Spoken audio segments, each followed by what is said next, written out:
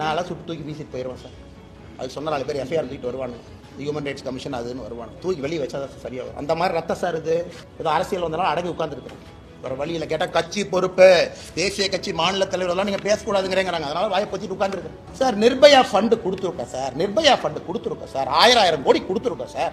ஏன் சார் ஒரு அண்ணா யூனிவர்சிட்டியில் தமிழ்நாட்டினுடைய பழமையான இன்ஜினியரிங் காலேஜில் ஒரு லோட்டு சிசிடிவிக்கு ஒயர் கனெக்ஷன் இல்லைன்னு சொல்றியா? வெக்கப்படலையா? அடிப்படையே இல்லை. கேட்டா யூஜிசி கமிஷன் நாமினி வரணுமா?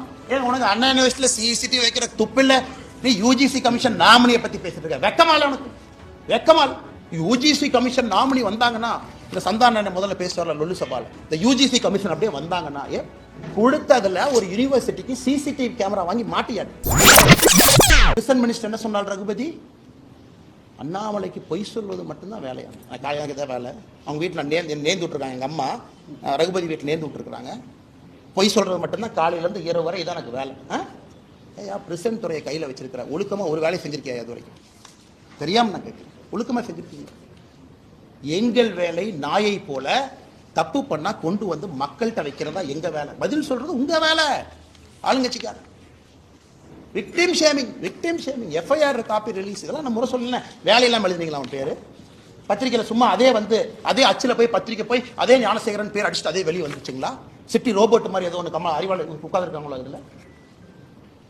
அதனால இது கம்பீரமா எடுத்துக்கணுங்க. அது ரொம்ப தப்பு பண்றேங்க. நாம் ஒன்னொன்னும் அடுத்து அதை விட கொடூரமா இருக்கிறனால முன்னாடி நடக்கிறத மறந்தாச்சு. இதை விட அது கொடூரமா இருந்துச்சுங்க. அதனால இதை மறந்துறாங்க. அதனால்தான் வேறு வழி இல்லாம எங்களை நாங்களே வருத்தி கொண்டு முருகபெருமான்ட்ட போய் முறையிறோம். வேற என்னங்க வழி சொல்லுங்க.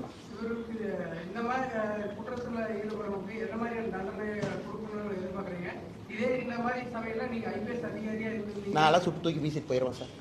அது சொன்ன 4 பேர் எஃப்ஐஆர் தூக்கிட்டு வருவாங்க. ஹியூமன் ரைட்ஸ் கமிஷன் அதுன்னு வருவாங்க. தூக்கி வெளியே வச்சா தான் சரியாகும். அந்த மாதிரி ரத்த சார் இது ஏதோ அரசியல் வந்தாலும் அடங்கி உட்காந்துருக்குறேன். வேறு வழியில் கேட்டால் கட்சி பொறுப்பு, தேசிய கட்சி மாநில தலைவரெல்லாம் நீங்கள் பேசக்கூடாதுங்கிறாங்க. அதனால வாயை பற்றிட்டு உட்காந்துருக்குறேன்.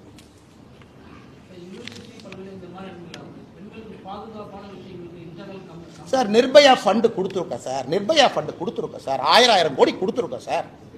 ஏன் சார் ஒரு அண்ணா யூனிவர்சிட்டியில் தமிழ்நாட்டினுடைய பழமையான இன்ஜினியரிங் காலேஜில் ஒரு லோட்டு சிசிடிவிக்கு ஒயர் கனெக்ஷன் இல்லைன்னு சொல்றியா? வெக்கப்படலையா?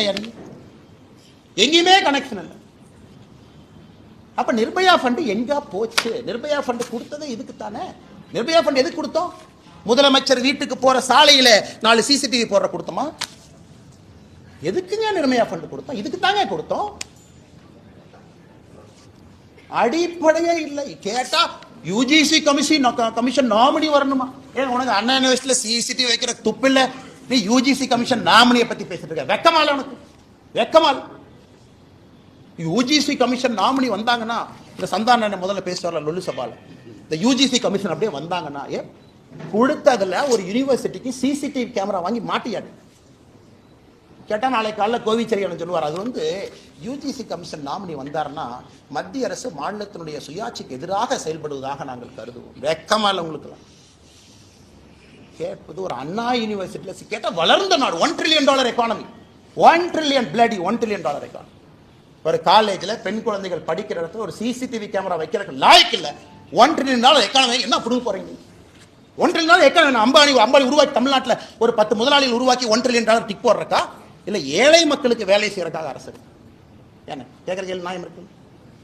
$1 trillion என்ன வெங்காயத்துக்குன்னு கேட்குறேன். அண்ணா யூனிவர்சிட்டி சிசிடிவி வேலை செய்யாது. பஸ்ஸில் பேருந்து ஓட்ட மேலே ஏறினா எப்போ இடிஞ்சு விடுன்னு யாருக்கும் தெரியாது.